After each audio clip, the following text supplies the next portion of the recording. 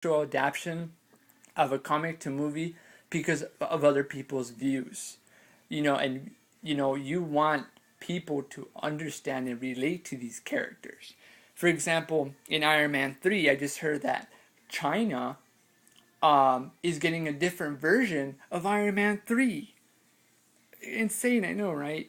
And we're going to get Iron Man 3, but not the Iron Man from China, which is weird because what will be the difference? Will we see an actual version of the Chinese Mandarin? Because the Mandarin that plays in the USA, you know, may not be the actual Mandarin, and that may be a little racist. Is that what they're doing this?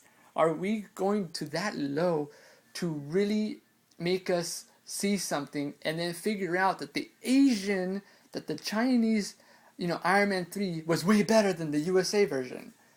But hey, it's cool. I'm happy with what I am given, and if USA is going to give us Iron Man 3 the way it is, that's fine.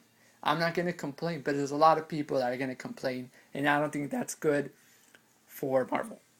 Marvel is doing an excellent job, though, of closing the lid, keeping it sealed.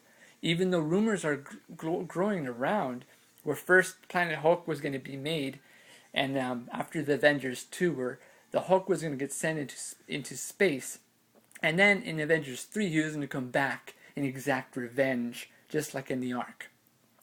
Then that that that rumor just got smashed by Kevin Feige and Joss Whedon, and they said, no, it's not going to happen. That's not the route we're going. But yes, we may see an Incredible Hulk 2 eventually down the line, and that's fine. That's okay. Or a Civil War. They were both agreeing that they could do a Civil War.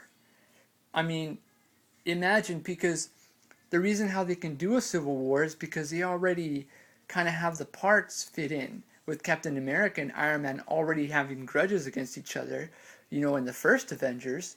And as they develop into much better characters, their egos are going to get bigger. And that's what's going to make it a great Civil War. And it's going to be such a big, cool thing to see when the Hulk tells Iron Man, don't mess with Captain America, because he's on my side. And then you have Black Widow say, nah, I'm with Iron Man. Then you have Hawkeye tell Black Widow, nah, we're done. It's going to get crazy. A lot of explosions, a lot of action, a lot of, it's to the point where Captain America dies at the end.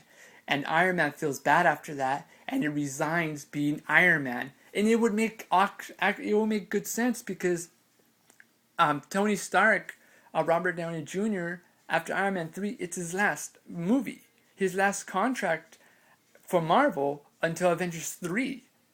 And even Avengers 3 hasn't been confirmed with Robert Downey Jr. being in it. They're saying that a new wave of superheroes are going to be in the next phase. So where is Robert Downey Jr. going to be? Are they going to send him up into space until he can re-sign his contracts? Because right now, at the moment, they still got contracts for Captain America and Thor, which is good, because they're getting smart. They're not going to make Captain America 3 and Thor 3 after Phase 3 probably. They want to make the other characters go. So by that time, they'll get, Robert Downey Jr. back so he can finish, in Iron Man 4 what they started. Because remember, Iron Man is an exception. He's the one that can change anything. And going up to space, helping the Guardians of the Galaxy, that's what would be good. And so just stuff like that. I heard a lot of stuff from Hatina Review, comic book cast, and a lot of stuff on Wikipedia, which Wikipedia isn't always accurate, it isn't always right. So just be careful with that. Because one thing you're looking forward to something and then it ends up not happening. But yeah, this is all the news I really wanted to tell you guys. And just the fact that I know you guys want to see a bunch of Marvel characters together.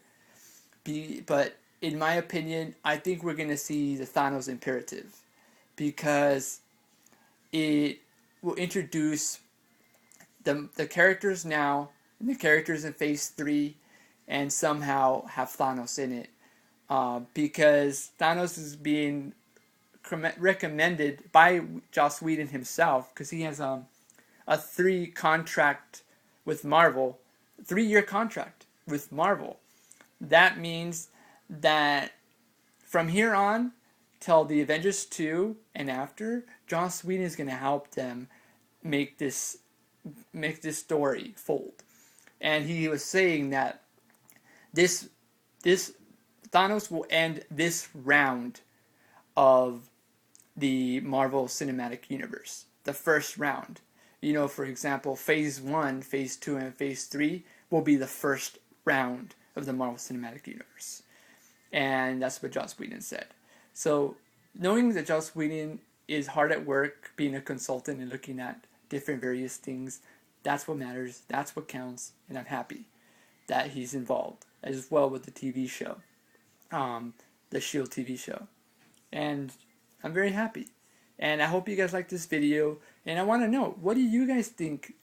What do you guys think an arc should be like in the movies? And how would you do it if you were making a Planet Hulk, a Civil War movie, or an Infinity Gauntlet?